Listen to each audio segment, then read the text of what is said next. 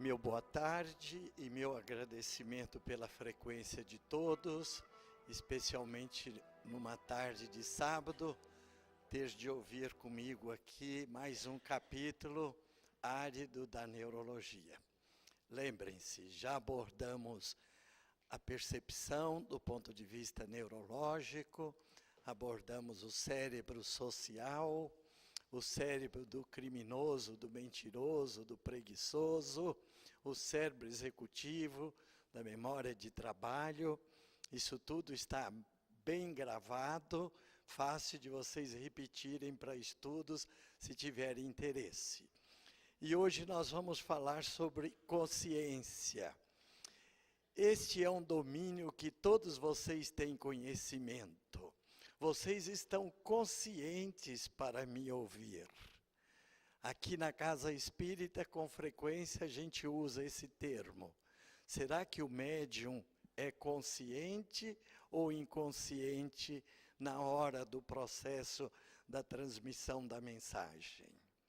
Nós podemos perguntar sobre consciência em várias oportunidades. Por exemplo, a criança é consciente do que faz? O jovem que bateu a cabeça, entrou em coma, já recuperou a consciência? Será que isso está dentro dos meus princípios morais? A minha consciência admite que eu faça isto? Será que eu posso fazer sem perceber, por estar fora de mim, da minha consciência, não ter tomado conhecimento dos resultados que iriam acontecer?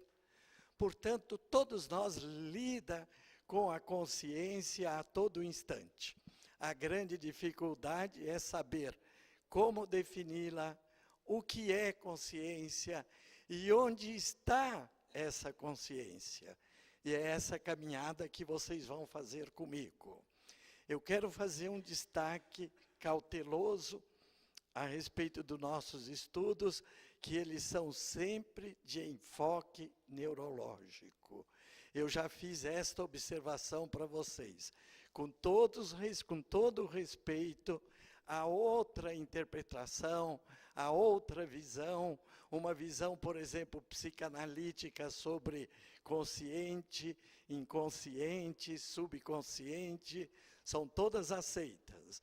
Mas o meu aspecto de abordar o tema com vocês é fundamentado na visão neurológica de todas essas propriedades que eu estou abordando, como foi o caso da memória, da percepção, do cérebro social, etc. Então, vamos ver o que, como neurologista, a gente pode falar sobre consciência. Se nós formos fazer um enfoque filosófico, consciência se refere à responsabilidade. Do ponto de vista puramente clínico, neurológico, a consciência é meu estado de alerta. Eu estou acordado, atento e vigilante. Do ponto de vista espiritual, consciência se refere ao centro energético da alma. E do ponto de vista místico, a nossa sintonia com Deus, a centelha divina que habita em nós. Vamos comentar agora sobre a fisiologia e a clínica das alterações da consciência. O neurologista começa dividindo a análise da consciência em dois domínios, no sentido horizontal e no sentido vertical. Nós podemos estar completamente alerta ou a nossa consciência vai se debilitando, tornando torporoso, sonolento, até que se entra em coma. Ou nós podemos ter uma alteração na horizontal dos meus níveis de consciência, desde um momento de relaxamento e meditação, até um momento de sublimação e de êxtase. Mas para todo neurologista, o que domina o processo de consciência é o foco de atenção. Nesse ponto, eu focalizo a minha atenção, apesar de toda a dimensão que a minha consciência pode irradiar. Mas eu preciso usá-la com foco. Eu tenho que estar atento a um determinado processo de percepção que me faz perceber o mundo conscientemente do lado de fora. Vamos fazer uma abordagem histórica. Onde foi interpretado no decorrer da história que estaria situado a nossa consciência? Porque isso é uma percepção antiga de que nós temos uma determinada consciência que flutua em seus vários níveis. Mas onde estaria essa consciência? Será que desde o princípio nós entendíamos que a consciência está no cérebro ou eventualmente fora do nosso cérebro? O cérebro nunca foi um órgão muito valorizado do ponto de vista de anatomia e da sua fisiologia. Aristóteles dizia que ele tinha muito pouca importância, porque a gente pode cortar o pescoço de uma galinha, ela fica sem cérebro e continua andando e batendo as asas. Então o cérebro teria muito pouca importância. E se nós observarmos o cérebro do lado de fora, é uma carne muito mole, muito frágil, parece uma manteiga derretida, não tem consistência, ela não teria muito valor para sediar a nossa mente. Os antigos chegavam a imaginar que o cérebro teria mais ou menos um papel do intestino, por causa das suas circunvoluções. Lá na Grécia Antiga, os médicos daquela época estavam autorizados a fazer autópsias. E eles observavam no criminoso, autópsia no criminoso vivo, antes dele ser levado à morte. Olha a que ponto a humanidade já esteve. Então, esse senhor, condenado à morte, os médicos daquela época estavam autorizados a estudar o seu organismo ainda vivo. O músculo reagia, o intestino se movimentava, o coração batia e o cérebro era inerte. Então, ele não teria realmente muita função. E nós atribuímos essas funções da consciência ao psiquismo. E aqui está uma bela tela de um médico examinando o príncipe, o filho do rei. Ele estava indisposto, fazia 2 meses que ele não se alimentava. Ele recusava qualquer alimento, por mais saboroso que fosse.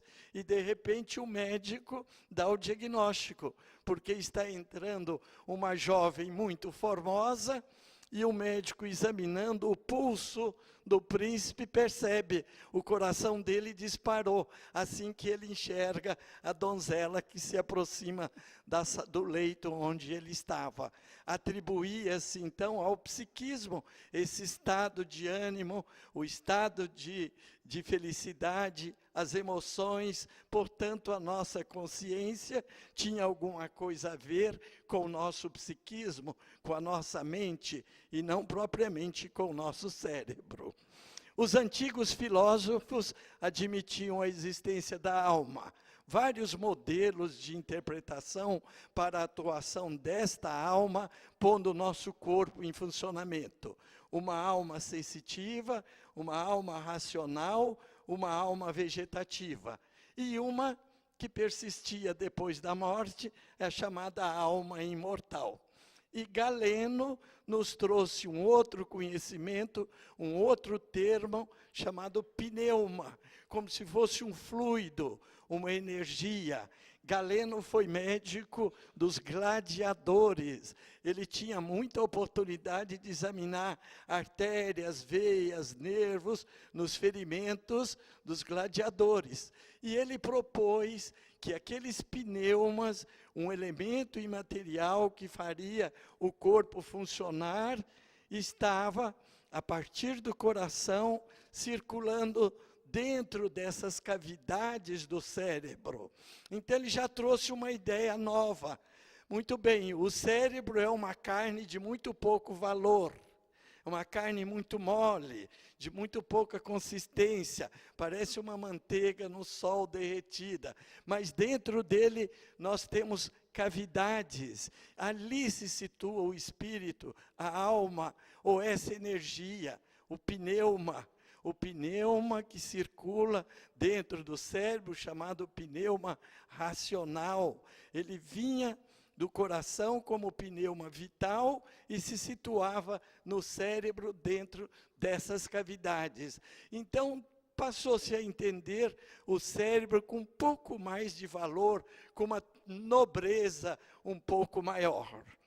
Foi muito interessante isto na Idade Média para que a Igreja Católica da época utilizasse esse conceito de Galeno. Ora, quer dizer que o meu corpo precisa de um elemento imaterial, o pneuma, ou uma energia. Então, seria a entidade espiritual que nos faz funcionar.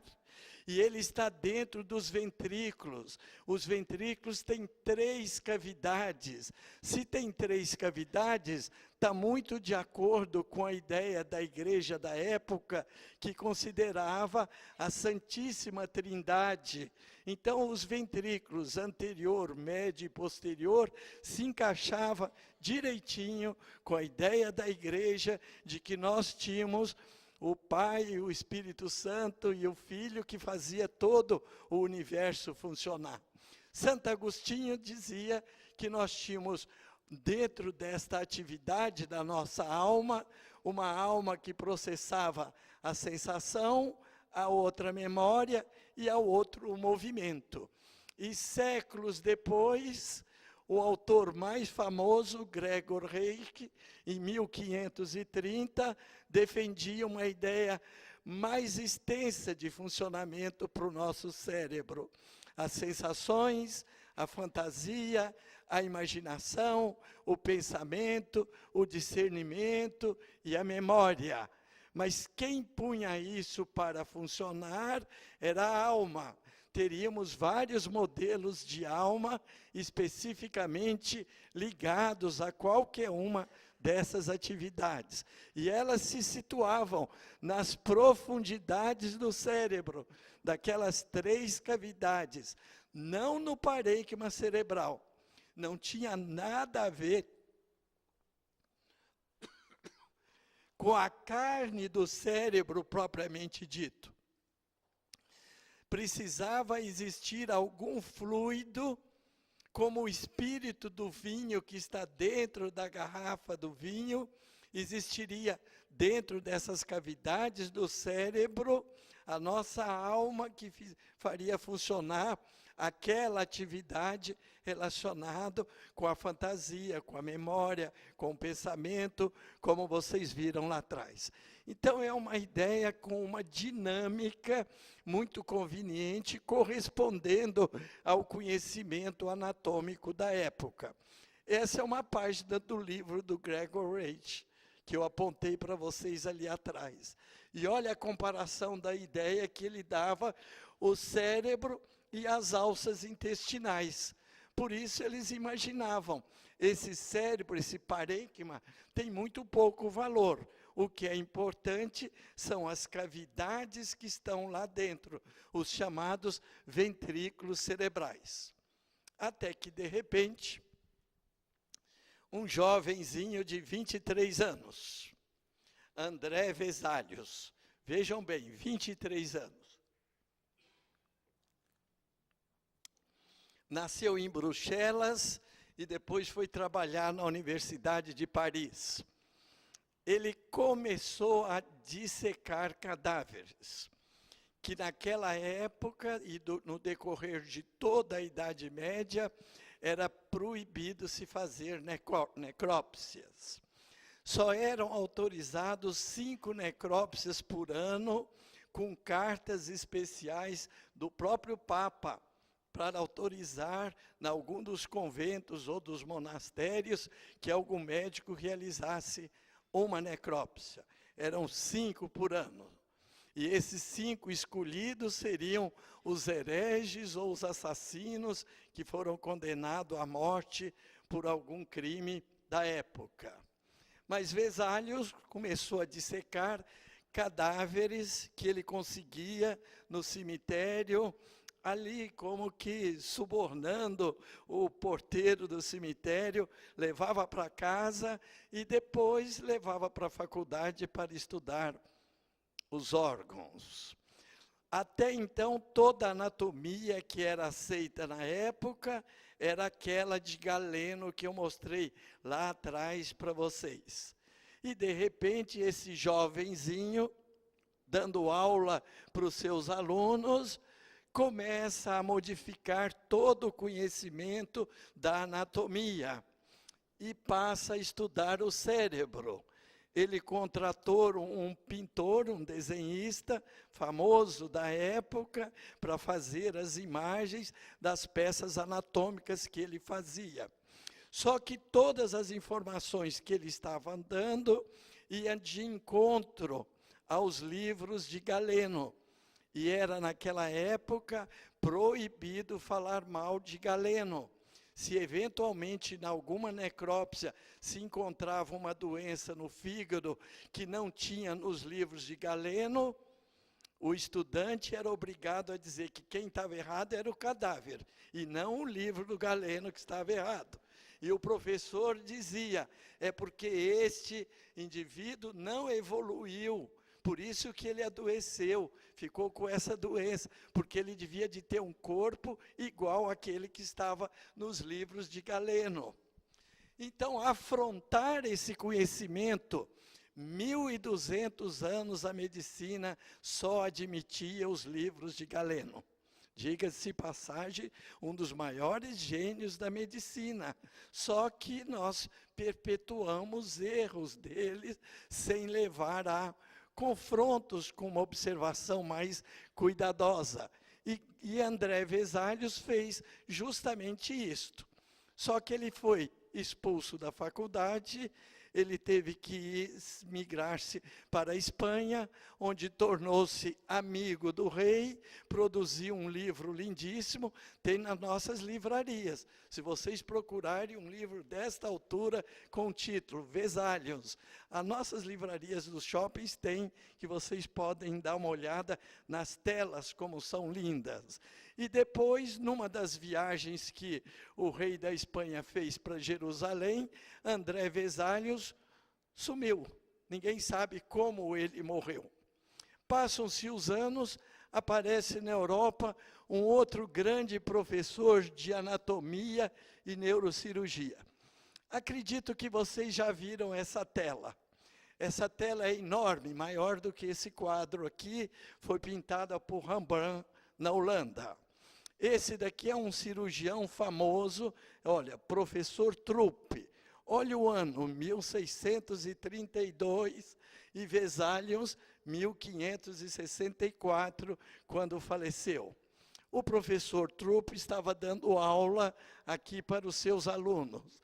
E aqui um criminoso que tinha sido condenado, um ladrão que foi condenado à morte por ter roubado uma bolsa. Olha o crime que ele cometeu. Roubou uma bolsa na Holanda, foi condenado à morte, e aqui está sendo dada uma aula de anatomia. Nestas aulas de anatomia do professor Trupp, havia uma plateia assistindo. Ele cobrava o equivalente a $200. E havia um livro de presença na Holanda.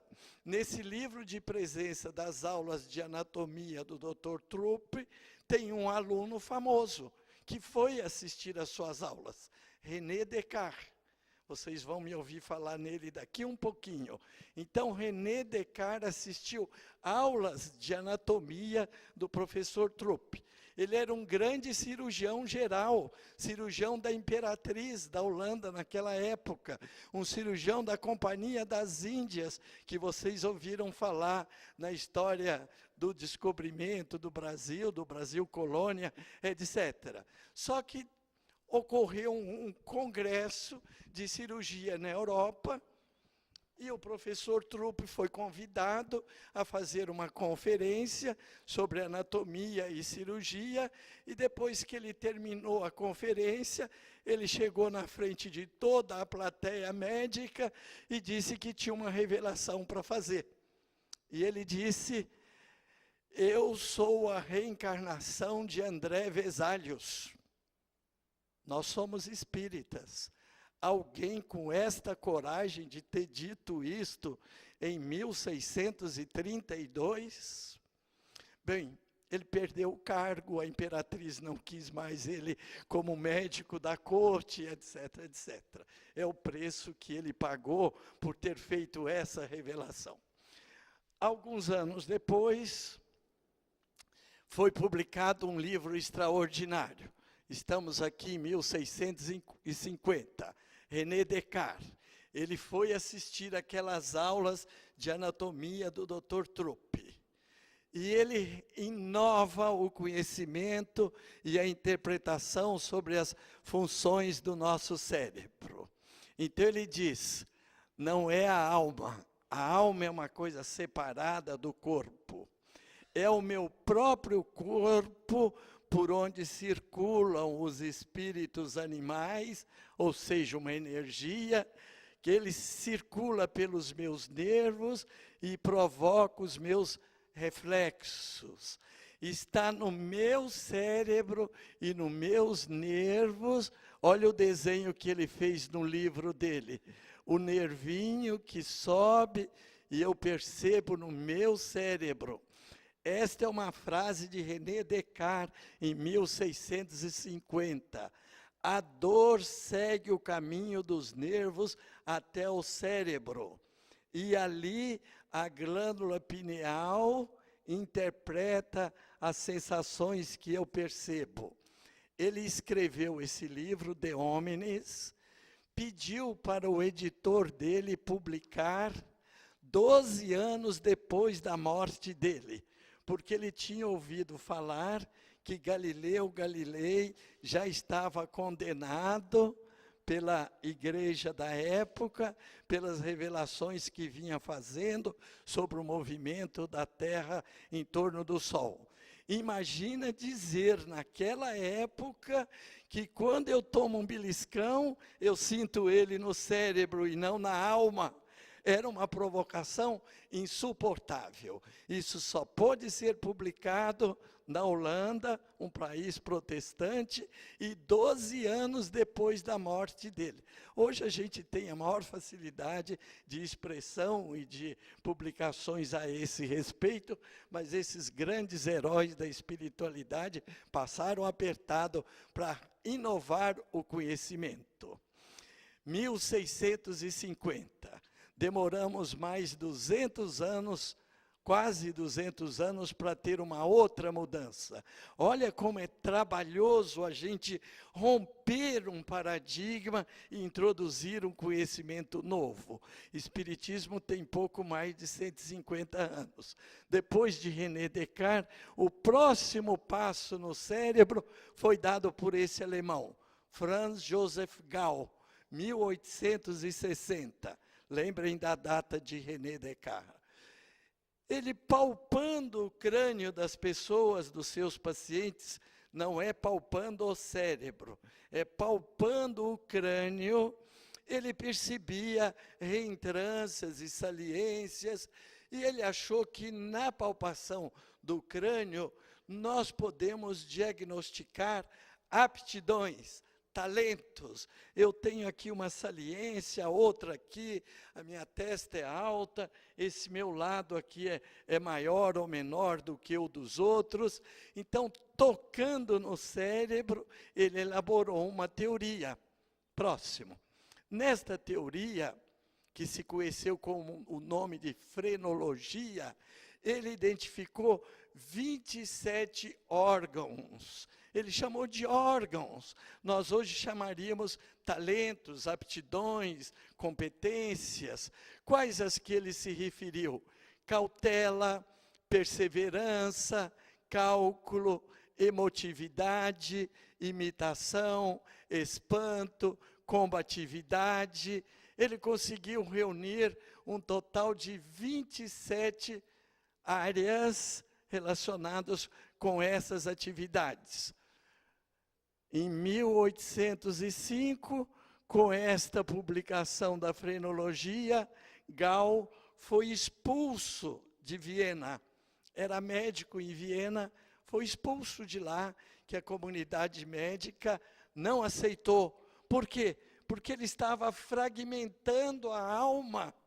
Nós tínhamos que ter uma única alma para perceber todo o mundo e todas essas aptidões e sensações, e esse homem começa a dizer que a gente tem 27, foi expulso. De Viena ele foi para Paris. Paris, na época, sempre era, afinal, a cidade de luz, que se tinha a ideia que pudesse ter ressonância às suas ideias. Mas, na verdade, foi nos Estados Unidos. O americano é muito prático, principalmente se render a alguma coisa com esta atividade. Então, este médico, Spurgeon, em 1813, montou um aparelho específico para as medidas, para dar os números. Vez por outra, a gente vê essas medidas de biorritmos no shopping center, etc. Então, ele montou uma clínica e popularizou a frenologia nos Estados Unidos. Mas Gall tentou Paris. Ele foi até Paris tentar ser admitido pela Sociedade Médica de Paris. E o primeiro que achou interessante a ideia dele foi o imperador Napoleão Bonaparte, que o convidou. Se isso for verdade, você vem até o palácio e palpa a minha cabeça. Veja aí quais os talentos que eu tenho. E é claro, com toda a presunção e a arrogância do grande imperador Napoleão Bonaparte, ele disse que o Gall deixou passar muitas das aptidões que ele tem certeza que tinha e não ficou convencido que o Dr. Gall tivesse falando realmente alguma coisa de importância. Mas mesmo assim, Napoleão disse, vamos avaliar com alguém que entende. Convocou um dos maiores sábios da época, Georges Cuvier. Olhem bem a data do falecimento dele, 1832. Olha o que ele estudou, os fósseis e a anatomia comparada. Era uma grande novidade saber que existiam fósseis de criaturas que viveram antes de nós. Como que eles desapareceram? O Cuvier dizia que é por uma catástrofe, que eventualmente na Terra, com o decorrer dos anos, ocorria alguma catástrofe e essas criaturas faleciam e eram de alguma maneira fossilizadas. Se vocês reverem o livro Gênese de Kardec, olha a época que ele viveu. Contemporâneo de Kardec, e o Cuvier é citado por Kardec nos nossos livros espíritas, nos livros básicos da nossa doutrina. O que o Cuvier achou da teoria do Dr. Gall? Lembrem-se, é um sábio, não é médico. Napoleão o indicou para estudar o que o Gall tinha falado. E ele disse, não, dentro do nosso cérebro existe o trono da alma. O que é isso? É o único ponto de onde saem os nervos do cérebro. Tem um trono onde está assentada a nossa alma, lá dentro dos ventrículos. E é dali que a gente observa tudo. Então ele diz para o Napoleão, o Gall não está certo. O que existe, na verdade, é um ponto único, e não os 27 órgãos que ele tinha falado. Mas vamos tentar um outro especialista, um outro grande sábio da época, também citado nos nossos livros espíritas básicos, Pierre Florin. Vejam, contemporâneo de Victor Hugo, que vocês conhecem na literatura espírita. O autor de Os Miseráveis, Corcunda de Notre Dame. E este nosso sábio, Pierre Florin, em Paris, o que ele estudava? Olha a época, 1824. ele estudava o cérebro de pombos e de coelhos. Onde estaria Kardec nesta ocasião? Ele comprovou diversas funções do cérebro do pombo. A região motora, por exemplo, nas áreas do cérebro do pombo. Mas ele achava que havia uma equipotência. Todo o cérebro tinha a mesma função e a mesma propriedade. Ele tirava um pedacinho do cérebro da pombinha, ela não voava mais. Tirava do outro lado, ela não voava mais. Então ele disse, o pombo precisa de todo o cérebro para ele voar. Não é igual o Dr. Gall tinha dito que a gente funciona por pedaços, por módulos, por áreas, por órgãos ou por regiões. Ele admitia que o cérebro é uma coisa única, como é o fígado. O fígado inteiro produz bile. E por que será que eu anotei aqui o nome do Victor Hugo? Porque os dois, esse sábio da época, disputou na Academia de Letras da França a vaga que havia em disputa nessa época, quem iria assumir uma das vagas da Academia de Letras. E quem ganhou? Vocês conhecem esse grande escritor, mas quem ganhou foi Pierre Florent. Deixou para trás o Victor Hugo. Vocês não conhecem livro nenhum dele. E, no entanto, a literatura do nosso Victor Hugo persiste até hoje, com todo o brilho que nós todos conhecemos. Mas são homens que batalharam, que tiveram as suas ideias, ou certa ou errada, mas estavam trazendo o seu esforço e a sua contribuição dentro daquela competência que eles poderiam oferecer para nós. Mais ou menos nesta mesma época. Olha o que aconteceu às 16h30 do dia 13 de setembro de 1848, nos Estados Unidos.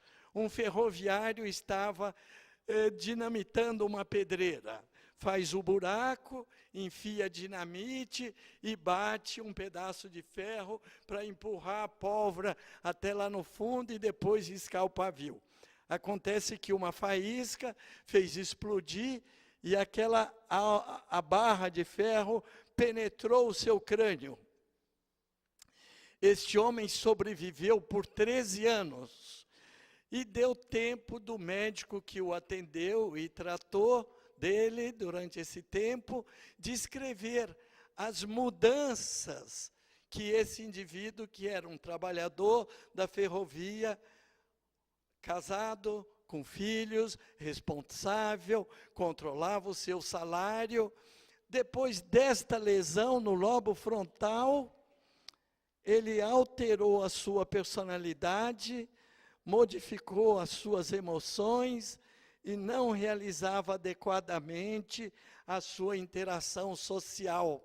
Então, veja, nesta época, nos Estados Unidos, 1848, uma publicação que passou quase que desapercebido, um médico chamou a atenção que alguém que fica sem o lobo frontal, ele muda por inteiro a sua personalidade, as suas reações emotivas. Esse livro, esse caso, foi motivo de uma publicação muito interessante de um neurologista famoso, Antônio Damasio. Vocês podem ver o livro dele na biblioteca, O Erro de Descartes, porque René Descartes dizia, eu penso, logo eu existo. E o Dr. Damasio disse que é o cérebro que pensa. Então, René Descartes estaria errado. A gente deve dizer, eu existo, por isso que eu penso. Daqui a pouco nós vamos chegar nessa questão filosófica desta interpretação. Vamos passar para este momento, 1870, quando foi publicado o livro dos Espíritos, 1857. Quando faleceu Allan Kardec, 1870, estávamos vivendo a Guerra Franco-Prussiana. Praticamente uma luta de novo entre os franceses e os alemães. No meio da batalha, alguns estão feridos, outros realmente mortos. Na correria de acudir os que podem sobreviver, 2 médicos participaram, estimulando os feridos com uma maquininha parecida com esta, que provocava um choque, como se fosse um choque elétrico. E se reagia, está vivo aquele soldado, vamos acudir.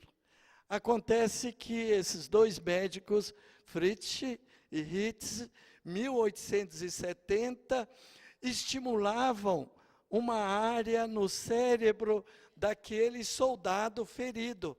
Eventualmente, o soldado estava meio que morto, o cérebro aberto por uma ferida dos tiroteios da batalha, e eles descobriram.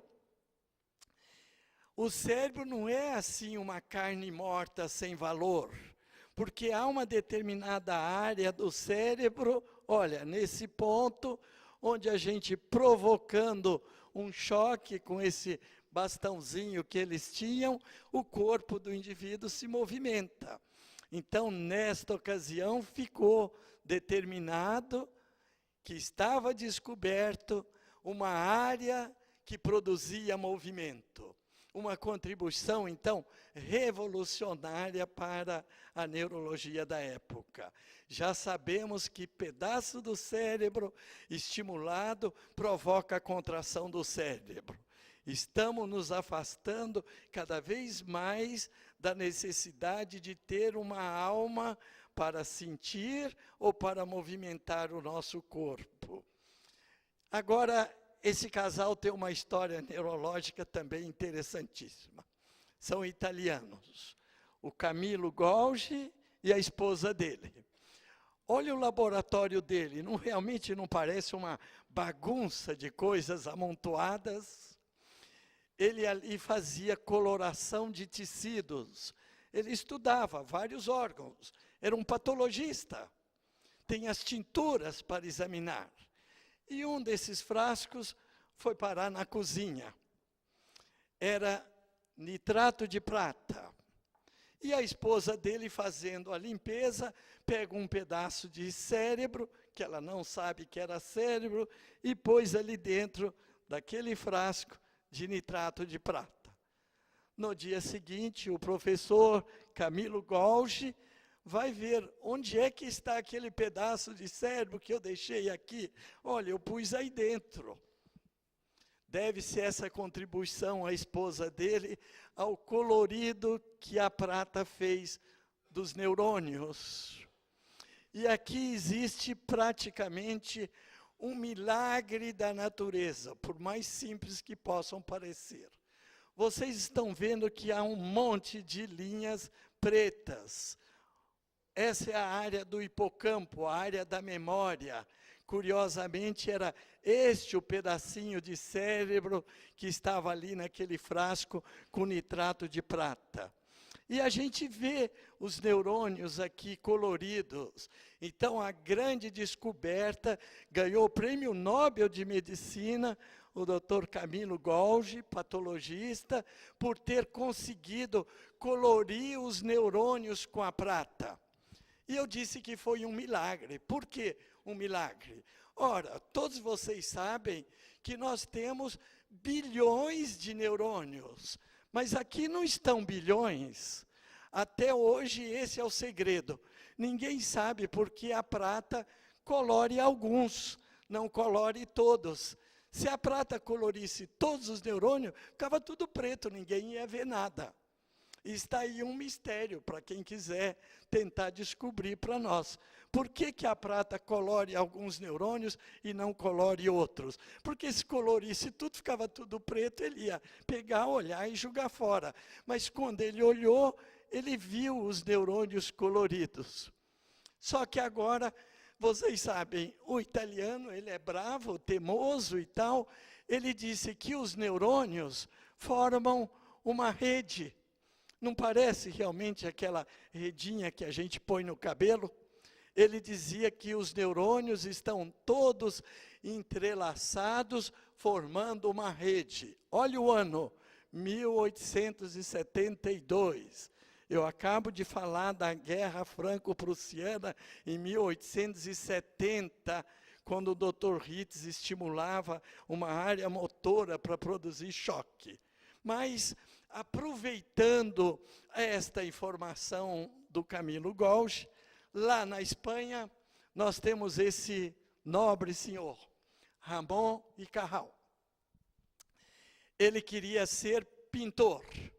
O seu bisavô era médico, o seu avô era médico, o tataravô médico, o pai médico. Então a família disse, você tem que ser médico. Mas eu quero ser pintor, mas você tem que ser médico. Então ele foi ser médico, anatomista, e vou colorir os tecidos.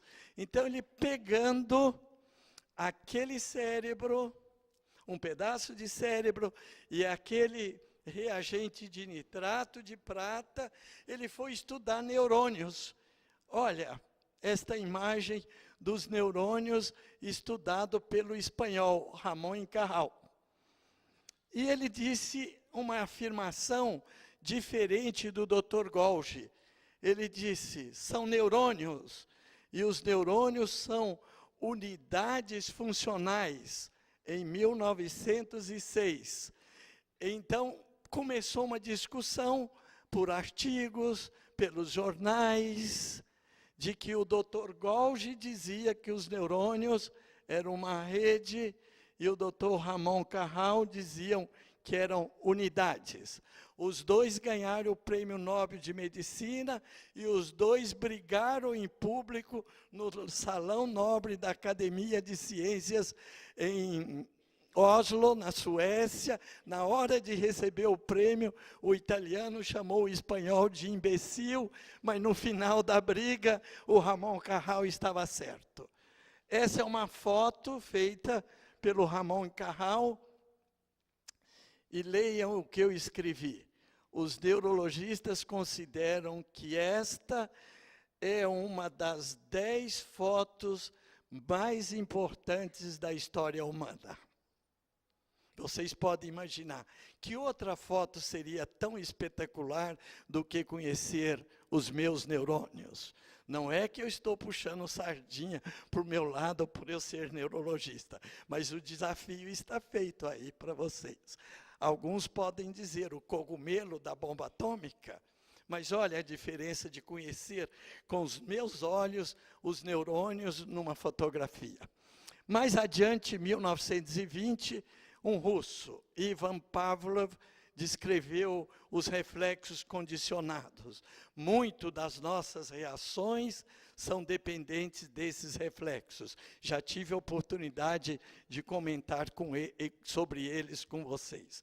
Vou dar um saltozinho para 1932. Um dos gênios da neurologia também. Inglês, Sir Charles Sherrington. Ele estudou a marcha, o jeito de caminhar de cada um de nós.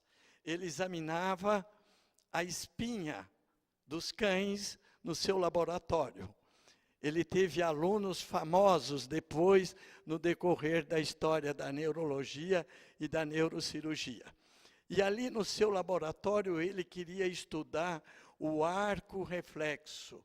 Eu percuto e reajo a um estímulo aqui no meu joelho. Então ele percebeu que a gente pode cortar na espinha, tirar o cérebro e o animal vai funcionar inteirinho apenas com a espinha. É capaz de movimentar as pernas. O homem que sofrer, por exemplo, um acidente de moto, quebra o pescoço, a gente ainda pode obter respostas de atividade de marcha nas pernas. Então, existe uma atividade independente, reflexa. Foi tão importante essa informação que esse russo Setchnov afirmou que toda a atividade humana se encontra fora do homem. Quer dizer que tudo que eu faço é responder a um estímulo. Eu percuto e mexo meus pés. Eu encosto no chão e troco meu passo. Toda resposta que eu estiver agindo, eu estou compondo reflexos na espinha, na perna, na minha visão, na minha audição, em todo o conjunto de fibras de associação que eu tenho dentro do meu sistema nervoso.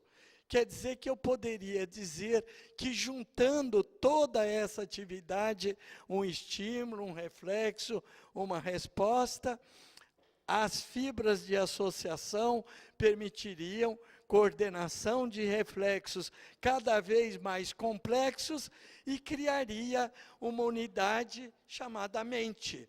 Então, hoje os neurologistas entendem que a mente e a consciência vai ser o quê? Esse conjunto, um estímulo, uma resposta, um estímulo, uma resposta, transmitindo e amontoando uma cadeia enorme de atividade reflexa. Pouco tempo depois, 1930, se descobriu um aparelho capaz de detectar aquela atividade elétrica que lá atrás, na Guerra Franco-Prussiana, vocês aprenderam. Será que eu dou um choque e o cérebro reage? Então, eu posso pôr um aparelho chamado eletroencefalo e registrar a atividade desse cérebro. Foi uma informação espetacular, porque o eletroencefalo foi me permitindo localizar áreas de lesão, no lobo frontal, no lobo temporal, etc, etc. Trouxe uma contribuição extraordinária. Mas a nossa aula é sobre consciência. O que será que esse eletroencefalo iria contribuir nos estados da consciência? Ah, foi um grande espanto. Um grande espanto. Por quê? Porque todo mundo achava que quando a gente ia dormir, relaxava tudo, apagavam-se todas as luzes. E foi com o eletroencefalo que a gente abriu, descortinou um outro universo para o ser humano. Quando estamos dormindo, o cérebro trabalha mais. Olha a atividade elétrica que existe no cérebro enquanto a gente está dormindo. Imaginava-se que eu dormindo iria apagar minha atividade cerebral. Não estou fazendo nada, no máximo sonhando, eventualmente movimentando o corpo, mas como isso deixou, então, toda a neurologia espantada em querer descobrir o que está acontecendo lá nesse cérebro durante o sono, que a sua atividade elétrica é tão intensa. Então, volta. Agora nós estamos aqui, 1949. Essa experiência foi feita, então, logo depois de terminada a Segunda Grande Guerra, nos Estados Unidos. A guerra terminou em 1945. Portanto, o mundo inteiro ainda estava perturbado com a recomposição das nações e tal, etc. E esses dois cientistas, um italiano, outro americano, Magun e Moruzzi, 1949. Eles colocavam um gato no laboratório com um eletroencefalo e eles queriam estudar qual é a área do cérebro que faz ele dormir e acordar. Então, o gato está aqui anestesiado. Eu estou fazendo um eletroencefalo nele, vocês estão vendo aqui. De repente, penetra-se com uma agulha em algumas áreas do cérebro e vamos ver o que é que pode acontecer. Este ponto, vocês estão vendo uma faixa aqui de tom avermelhado. Esse ponto corresponde aqui no pedúnculo a esta substância. É um monte de célulazinha. Ela daqui vem para cá e vem aqui embaixo. Próximo slide. Então, eles fizeram a maior descoberta da neurofisiologia de todos os tempos. Cutucando neste ponto, a sua estimulação acorda o gato que estava anestesiado.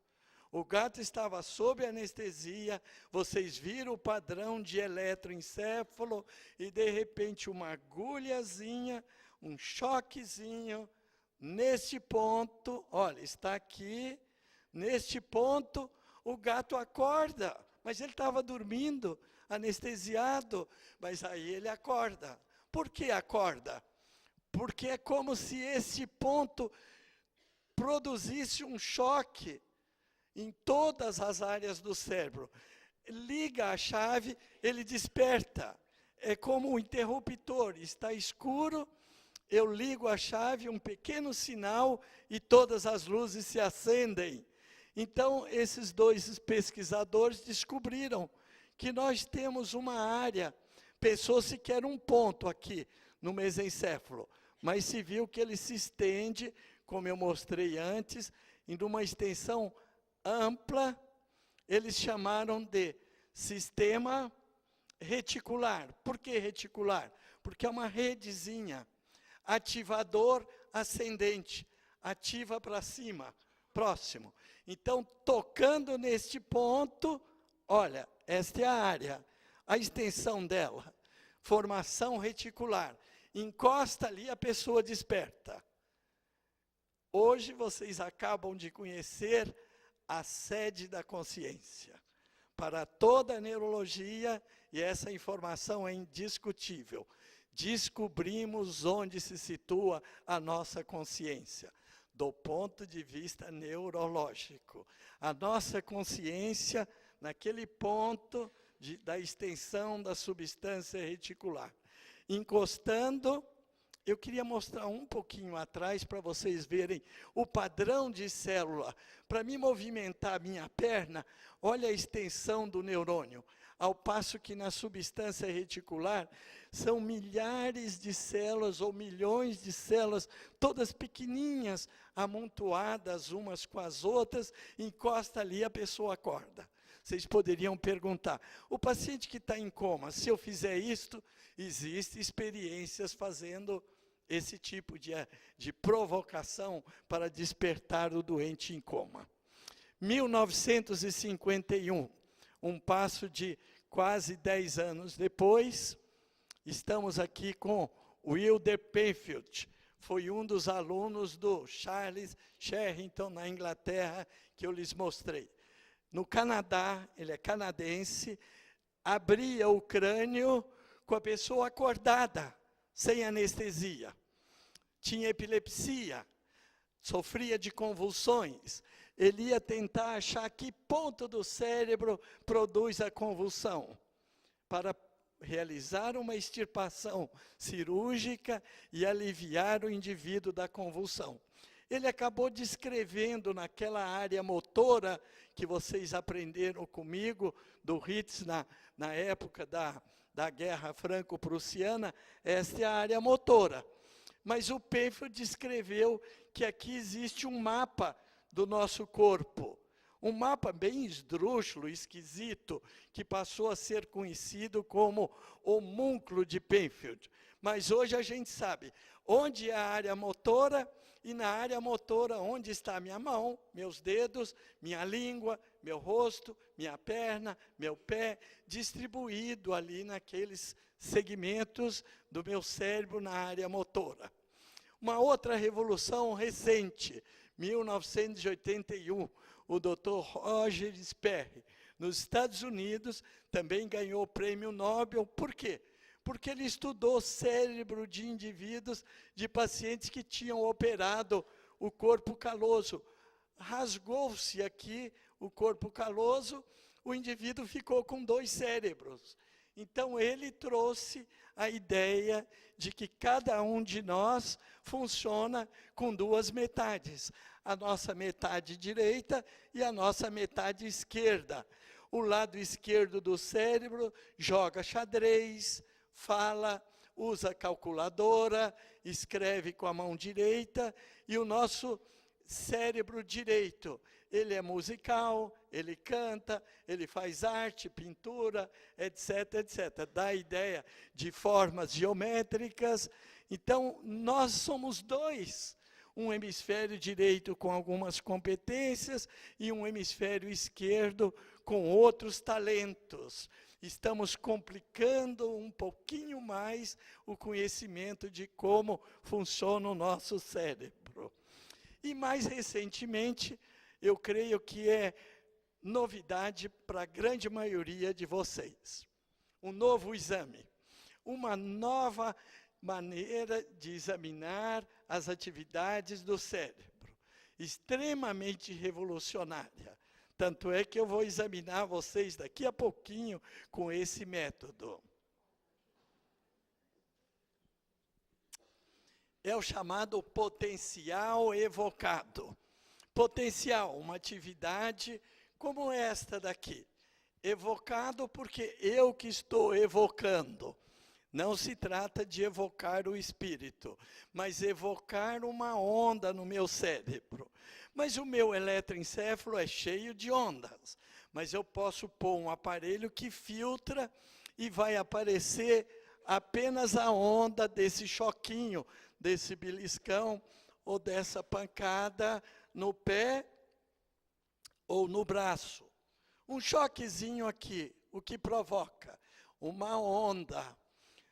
P40, 40 milissegundos, olha a rapidez com que vem a resposta. 40 milissegundos depois, eu tenho uma onda. Esse está normal. Do lado esquerdo, está meio lento. Houve um atrasozinho no tipo de resposta que aconteceu desse lado. Então, eu posso examinar com que velocidade eu dei um choque na perna, ele vai até o cérebro. Eu quero ver com que velocidade o cérebro desse indivíduo percebe que levou um choque no pé.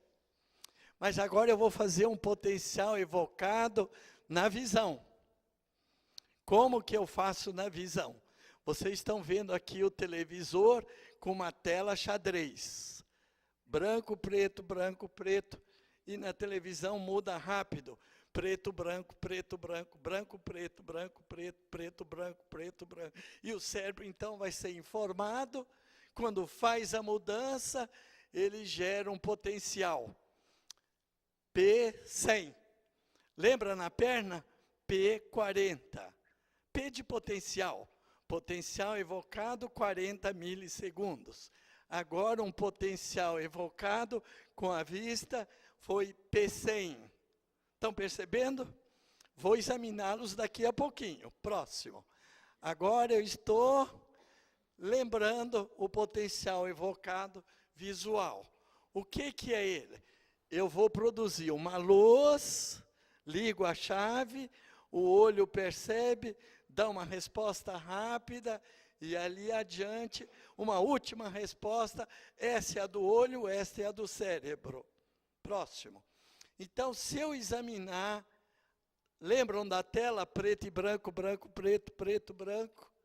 Passa na minha vista, põe no amplificador, aqui eu vejo a primeira onda do nervo óptico, a segunda onda do meu cérebro. A que vem mais depressa é P100 e lá no meu cérebro, P200. Lembra disso? A luz passa no meu olho e detecta. E quando chegar no meu cérebro, percebo de novo uma outra onda, 200 milissegundos depois. Então, eu estou aprendendo que eu posso registrar a velocidade com que uma onda elétrica passa pelo meu cérebro. Se eu tiver um cérebro meio lento, ou uma vista meio cansada, meio doente no nervo óptico, eu vou perceber. Eu passei pela perna, pela vista, agora pelo ouvido. Dê uma olhada no ouvido, tá vendo? O som passa, vai permitir aqui no caracol estimular o nervo. Olha, o som e o nervo. Só que agora eu vou chamar a atenção de vocês. Lembra que na vista eu falei claro e escuro, claro e escuro. Agora, no som, todos estão ouvindo a batida, certo? Então, vocês estão comigo aqui, acompanhando até aqui. Só que agora vocês vão prestar atenção. Vai ter um momento que eu vou mudar a batida. Quem não perceber, me avisa. Ó, não percebi que mudou. Mas vejam.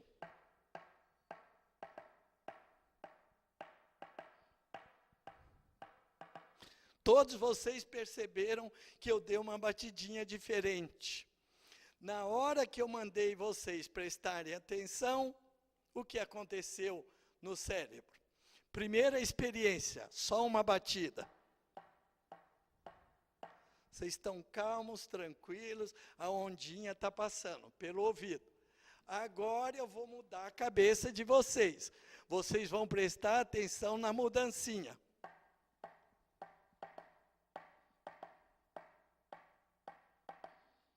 O que aconteceu? Uma grande surpresa, olha, revolucionou a neurologia, está produzindo investigações por causa de uma bobaginha desta. Por quê? Por causa do P300. O que será isto? Próximo slide. Eu já avisei, mostrei, quando eu dou um choque no pé, aparece P40. Quando eu mostro uma coisa na minha vista, P100. Quando aparece alguma coisa no meu cérebro que eu vi, P200. E o barulhinho, quando vocês prestaram atenção, aparece um famoso P300. Comemos o número P300 aqui, ele deve estar por aí. Cadê o P300? Tenta apertar o botãozinho para mim. Não, então volta. Volta. Devia de ter um P300. O P300 está aqui. No próximo slide, pois é, vocês não estão vendo. Por quê? Porque eu estou criando expectativa para vocês. Vamos ver o próximo. O P300, então, nós descobrimos que é uma função mental. Olha que coisa extraordinária. Nós já podemos examinar a mente de vocês. E eu estou examinando assim. Como que eu provoco um potencial P300 em vocês? Eu crio uma expectativa. O que é? Quem é? Vocês sabem? Que nome está escrito aqui? Está escrito invertido. Então a gente fica naquela expectativa. Se fizer um potencial evocado, está aparecendo o P300 para todos vocês. Quer dizer que num futuro muito breve, olha a revolução que vai acontecer. Nós todos vamos andar com um aparelhinho deste, e a mulher da gente fala, presta atenção no que eu estou te falando, eu estou prestando, olha o meu P300 aqui. Então, você vai poder controlar o funcionamento do seu cérebro. Nós não vamos poder, os maridos, mentir mais para a mulher que não prestou atenção no que ela falou. Por quê? Porque agora a gente tem como analisar função mental. Isto está revolucionando. É uma pesquisa que poderia ser feita em médiums. Em que ponto existe o contato e a relação entre estar atento na expectativa de todo o processo da comunicação com o P300. É a onda mais famosa hoje dentro da neurologia. Se no meio neurológico vocês falarem em P300 para examinar doente com Alzheimer e tal, etc. E uma outra notícia lindíssima, moderna, é a chamada célula-avó, a célula da vovó. Que célula é esta? Ora, eu estou vendo aqui uma xícara de café. Tem ali uma célula específica que vê a xícara de café. Então se descobriu, eu posso mostrar o rosto de várias pessoas, conhecidas e desconhecidas, mas aquela célula no meu cérebro vai reagir quando me mostrarem o rosto da minha avó. Por isso ela ficou conhecida como a célula da vovó, a célula avó. Quer dizer que eu tenho uma célula para cada coisa que eu conheço? Não. Caso contrário, nós teríamos 35 mil anos para usar todos os neurônios que a gente tem. Seria impossível.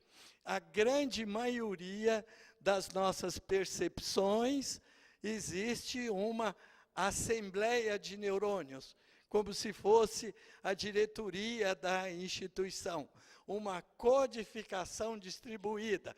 O presidente, o secretário, o tesoureiro, o pessoal da portaria, das relações públicas, para tomar conta de todo o processo de percepção que a nossa consciência precisa analisar.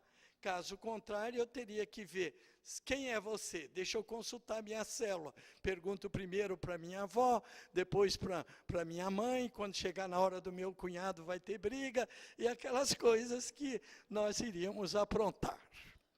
E outra grande novidade, e tudo isso que eu estou falando se refere à consciência que eu faço do mundo. O sistema visual, nós começamos a perceber que temos uma percepção consciente e outra percepção puramente inconsciente. E o serviu para provar que nós temos os dois sistemas. Eu jogo a pedra ou o sapato, que foi julgado, olha, o Bosch viu, abaixou. E esse outro, o Nuri al-Malik, paquistanês, ele não mexeu. Por quê? Porque um sistema visual automático, inconsciente, falou para o cérebro dele, não é para mim. E foi para o... Ele abaixou.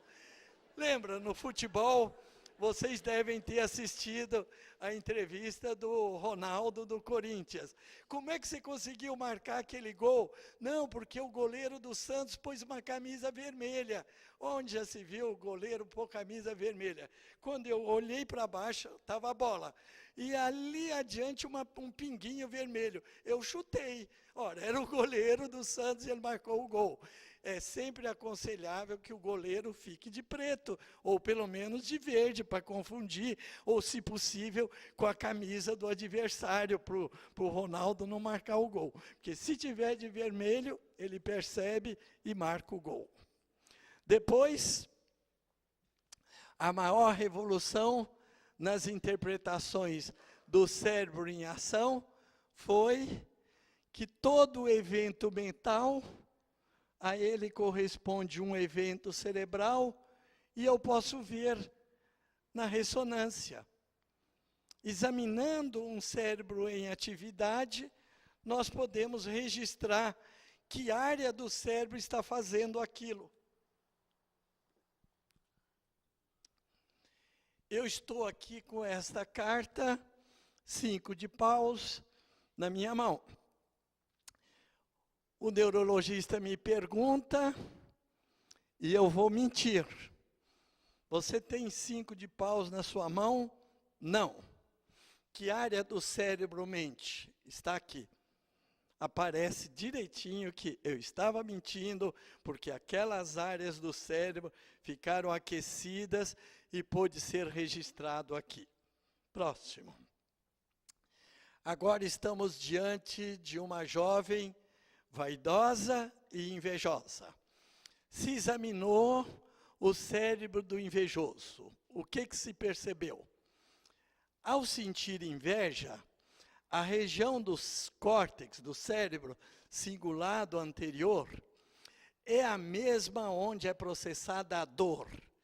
Isso significaria que quanto mais intenso o sentimento de inveja, maior é a atividade registrada nesse local.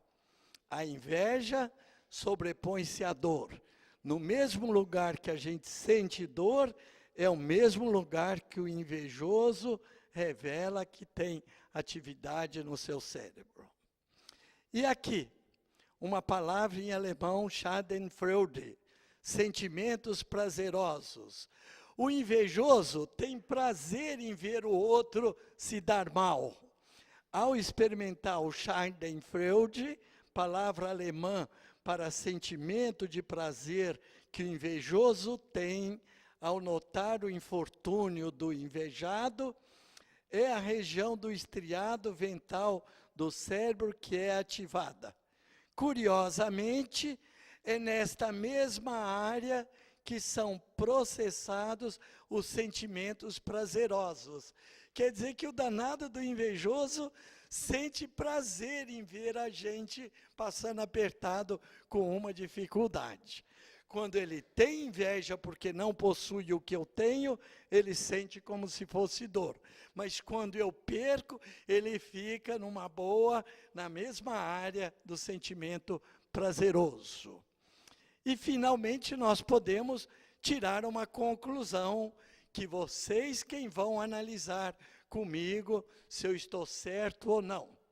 Filosofia da neurociência, com o conhecimento que eu passei para vocês. É possível dizer que o cérebro pensa? Ele seria uma máquina para agir, a percepção, as sensações, a intenção, um executivo central que lida com meus procedimentos, as minhas emoções e provoca uma resposta? Ou existe dentro de mim uma pessoa? Mas essa pessoa dentro de mim, ela não seria apenas uma ilusão, uma montagem conveniente para favorecer a interpretação que eu faço? Vamos observar algumas colocações do nosso dia a dia. Nós costumamos atribuir mente às coisas. O meu relógio está maluco. Ora, seria dizer que ele sofre das propriedades mentais. Eu só acredito no que meus olhos veem. Realmente, são os meus olhos que estão vendo? É a minha mão que está levantando esse copo? É o meu pé que chutou essa bola? O carro é rápido. O carro ou é o chofer que o faz rápido? Acalmou os nervos. Eram os nervos que estavam afobadinhos e nervosos ou é a pessoa que produz esta emoção? Coisas que são minhas e não são do meu cérebro. Ora, eu tenho um amigo em Minas. É meu amigo, não é do meu cérebro. Por que então eu quis dizer que o meu cérebro pensa?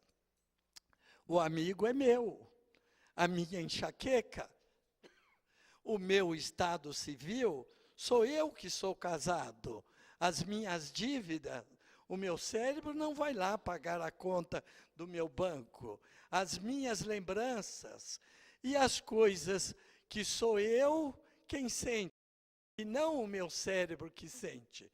Sou eu quem sinto cócegas, sonolência, tranquilidade e reflexão.